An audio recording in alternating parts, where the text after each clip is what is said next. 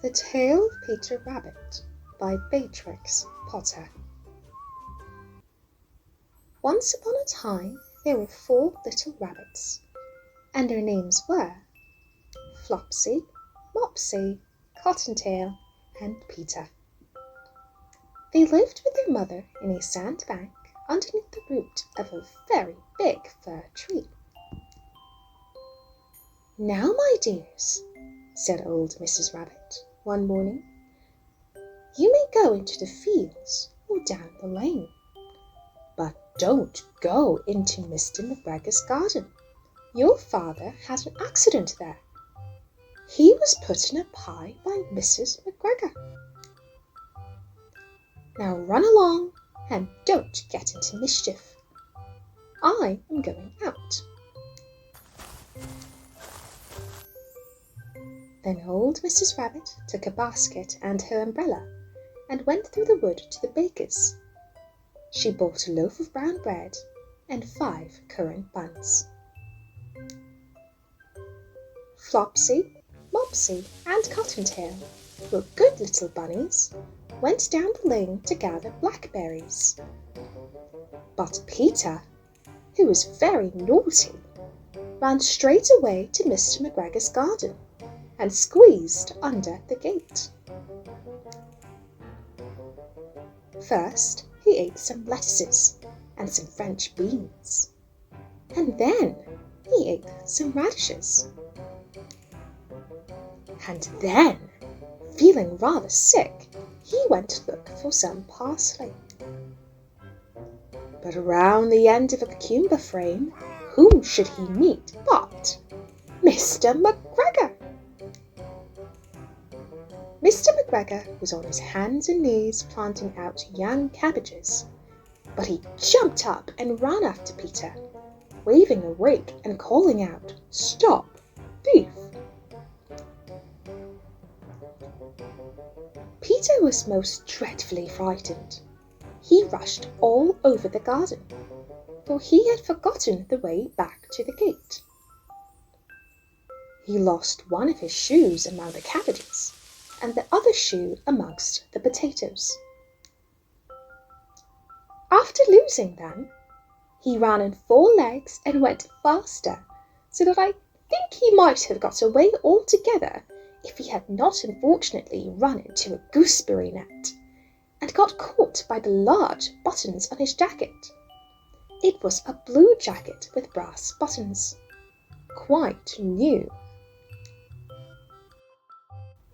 Peter gave himself up for lost and shed big tears, but his sobs were overheard by some friendly sparrows, who flew to him in great excitement and implored him to exert himself. Mr. McGregor came up with a sieve, which he intended to pop upon the top of Peter. But Peter wiggled out just in time, leaving his jacket behind him, and rushed into the tool shed and jumped into a can. It would have been a beautiful thing to hide in if it had not so much water in it. Mr. McGregor was quite sure that Peter was somewhere in the tool shed, perhaps hidden underneath a flower pot. He began to turn them over carefully, looking under each. Presently, Peter sneezed. "Curdy-choo!" Mr. McGregor was after him in no time, and tried to put his foot upon Peter, who jumped out of a window, upsetting 3 plants. The window was too small for Mr. McGregor, and he was tired of running after Peter, so he went back to his work. Peter sat down to rest. He was out of breath and trembling with fright, and he had not the least idea which way to go. Also, he was very damp with sitting in that can.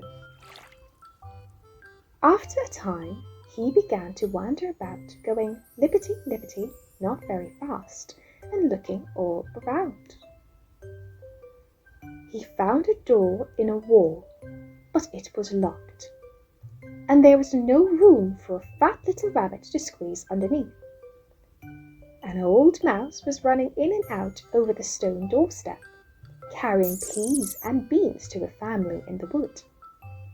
Peter asked her the way to the gate, but she had such a large pea in her mouth that she could not answer. She only shook her head at him, and Peter began to cry. Then he tried to find his way straight across the garden, but he became more and more puzzled. Presently, he came to a pond where Mr. McGregor filled his water cans. A white cat was staring at some goldfish. She sat very, very still, but now and then the tip of her tail twitched as if it were alive. Peter thought it best to go away without speaking to her. He had heard about cats from his cousin, little Benjamin Bunny. He went back towards the tool shed, but suddenly, quite close to him, he heard the noise of a hoe. Scritch, scratch, scratch, scritch. Peter scuttered underneath the bushes. But presently, as nothing happened, he came out and climbed upon a wheelbarrow and peeped over. The first thing he saw was Mr. McGregor hoeing onions. His back was turned towards Peter, and beyond him was the gate. Peter got down very quietly off the wheelbarrow and started running as fast as he could go, along a straight walk behind some blackcurrant bushes. Mr. McGregor caught sight of him at the corner, but Peter did not care. He slipped underneath the gate and was safe at last in the wood outside the garden. Mr. McGregor hung up the little jacket and the shoes for a scarecrow to frighten the blackbirds. Peter never stopped running or looked behind him till he got home to the big fir tree. He was so tired that he flopped down upon the nice soft sand on the floor of the rabbit hole and shut his eyes.